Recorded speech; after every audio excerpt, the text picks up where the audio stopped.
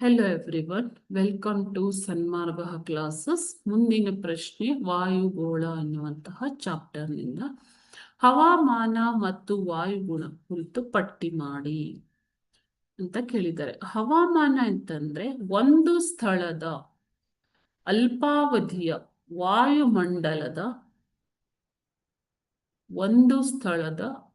ಅಲ್ಪಾವಧಿಯ ವಾಯುಮಂಡಲದ ಪರಿಸ್ಥಿತಿಯನ್ನೇ ಹವಾಮಾನ ಅಂತ ಕರೀತಾರೆ. ಉದಾಹರಣೆ, ಇವತ್ತು ಬಿಸಿಲಿದೆ, ಇವತ್ತು ಮೋಡಯುಕ್ತ ಪ್ರಕಾರ ಬಿಸಿಲು, ಶುಭ್ರ ಹವಾಮಾನ ಅಂತ ಕರಿತೀವಿ. ಓಕೆನಾ? ಸೊ ಅದು ಅಲ್ಪಾವಧಿಯಲ್ಲಿ ಒಂದು ಸ್ಥಳದಲ್ಲಿ ಕಂಡು ಬರುವಂತಹ ವಾಯುಮಂಡಲದ ಪರಿಸ್ಥಿತಿ.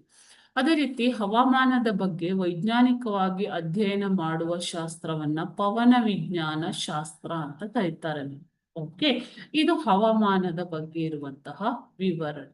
ಅದೇ ರೀತಿ ಇದೇ ಹವಾಮಾನವು ದೀರ್ಘಾವಧಿಯಲ್ಲಿ ಕಂಡು ಬಂದರೆ ವಾಯುಗುಣ, ಒಂದು ಪ್ರದೇಶದ ದೀರ್ಘಾವಧಿಯ ಹವಾಮಾನದ ಪರಿಸ್ಥಿತಿ, ಒಂದು ವರ್ಷದಲ್ಲಿ ಯಾವ ರೀತಿಯ ಹವಾಮಾನ ಪರಿಸ್ಥಿತಿ ಇದೆ ಅದನ್ನು ನಾವು ವಾಯುಗುಣ ಅಂತ ಕರಿತೀವಿ. ಉದಾಹರಣೆ, ಸಮಭಾಜಕ ವೃತ್ತದ ವಾಯುಗುಣ, ಮರುಭೂಮಿಯ ವಾಯುಗುಣ.